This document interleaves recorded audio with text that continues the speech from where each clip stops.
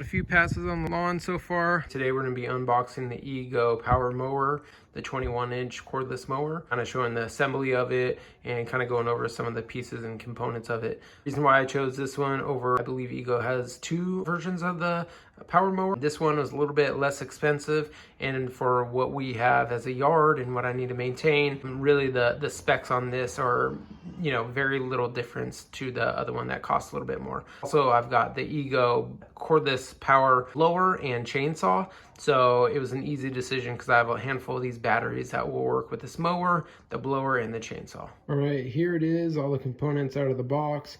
So obviously we got the mower, we got a battery charger, and then we got the battery itself, the 56-volt battery. And then you got the discharge chute, and then the grass bag and the grass bag frame. Battery did come at basically half power, so I will be having to charge that up before use. Or I can use one of my other batteries that I had. This thing is supposed to run for about 55 minutes runtime out of one battery charge, and they're advertising about 6 pounds of torque. All right, here it is, fully assembled, very easy, turnkey, didn't require any tools or anything like that. It looks real nice, good quality, good build. But I have a handful of other Ego products. They're great, I love them.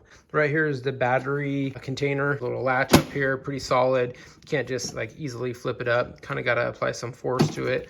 Lift it up, and right there you can obviously see where the battery goes. Close it back up. We have the cut height adjuster. Looks like there's 6 different positions. I have it set in position number 1 right now. Very easy, you just pull towards you to unlock it, and then you can kind of move it to whatever setting that you want. It's back to 2 right now. I'll move it up to 3. It goes from 1 all the way up to 6 inches of cut height. Right here, this little green lever right here will help you stow the handles or the position of actually what you're holding onto during the actual mowing process, the power controls and stuff like that. So if you do want to fold it up for storage, it's very easy to do. I just did that with one hand. Positive lock right here in a detent. If I want to use it, just press, fold it up. And then as you can see back here, there's a lot of different positions. There's 3 different holes for different types of angles. If I'm having to push this thing uphill or down a slope, I'll probably just leave it in the number 1 position. Positive lock clip, pretty sturdy, doesn't move too much. These little green tabs up here is basically how you can adjust the height of the handlebar. Pushing on those, it's unlocked. I can slide this down once again for stowage ability. It's nice and compact. Reality, the way I'll stow this is fully compressed in this form and then lower down the handlebars or the control unit. Extend it back out. Basically, you just undo this green clip right here. Green clip right here. Now it's free to be pulled up. Grab here, pull it up to my desired height. There is a minimum height that it needs to go. Basically, those green clips kind of lock into recessed holes. There it is, cleared the hole, locked in, good to go. The control handlebars up here.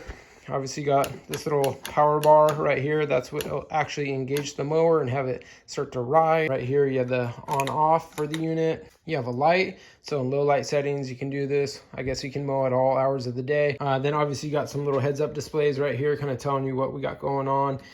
Then obviously you have some temperature gauge if it's getting too hot, and then a green light kind of saying like you're good to go with the angle of the handlebars or the control unit. And then this light also lets you know that it's on.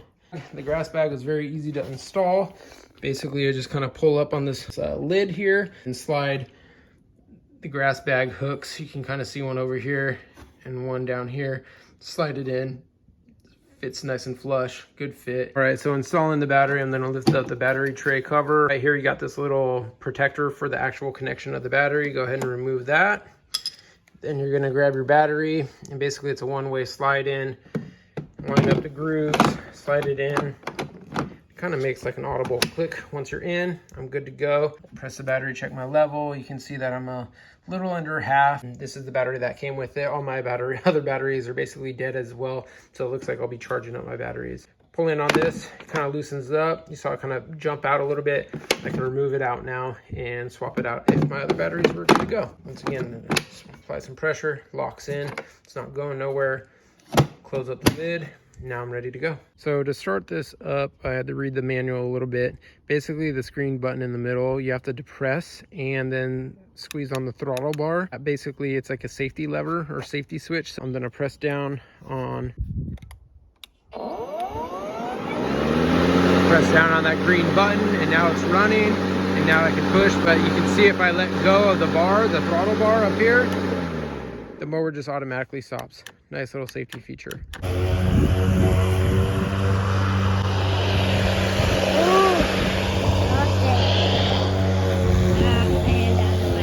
A few passes on the lawn so far. Just to note that this mower, right, is not like automatically powered. I got a little bit of a slope down there at the edge of my street and driveway. I did have to push it up that hill, not a big deal. Other than that, controls worked really well. My setting I was stoked with, 3 inches.